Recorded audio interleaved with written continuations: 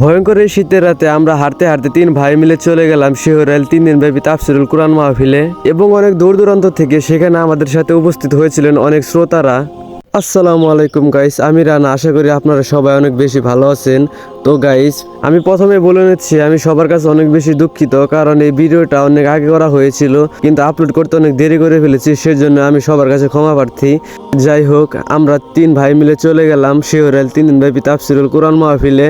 সেখানে অনেক দূর দূরান্ত থেকে মানুষ উপস্থিত হয়েছিল ওয়াজ মাহফিল শোনার জন্য।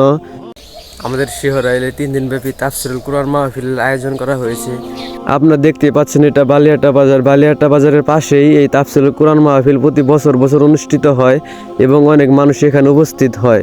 অনেক ভালো ভালো বক্তা এখানে আনা হয়, সেজন্য আমরা 3 ভাই মিলে চলে গেলাম তাফসিরুল কুরআন মাহফিল শুনতে।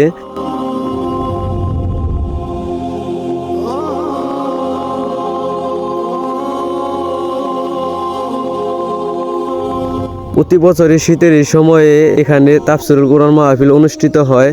অনেক মানুষ এখানে উপস্থিত হয়। পাশে মহিলাদের জন্য স্পেশাল ব্যবস্থা রয়েছে। তারপর আমরা ওখানে কিছু খেয়ে বসে পড়ি তাফসিরুল কুরআন মাহফিল শোনার জন্য।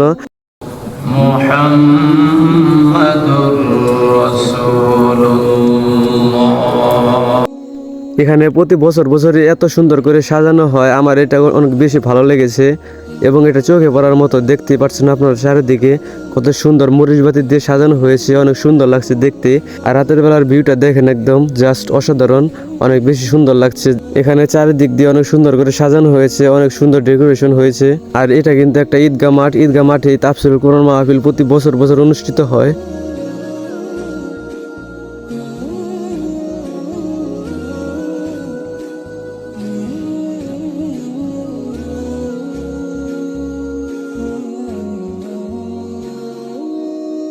কুরআন মাহফিলটি শেষ হয়ে প্রায় 1:30টার সময়। এভাবে 3 দিন চলেছিল। তারপর আমরা তাফসিরুল কুরআন মাহফিল শেষ করে আমরা বাড়িতে চলে আসি। আস্তে আস্তে অনেক বেশি রাত হয়ে গিয়েছিল। তারপর অবশেষে আমরা তাফসিরুল কুরআন মাহফিল সম্পন্ন করে আমরা বাড়ির দিকে রওনা দেই। আপনারা দেখতেই পাচ্ছেন অনেক ভয়ঙ্কর রাস্তা। এটা কিন্তু কবরস্থান। দেখতেই পাচ্ছেন আপনারা কবরস্থানের উপরে লাইট লাগানো হয়েছে, যার কারণে অনেক বেশি ভয়ঙ্কর লাগছে। এর মধ্যে আবার কুয়াশা চারিদিকে। দেখেন গা ছমছমে একটা ব্যাপার রয়েছে এখানে।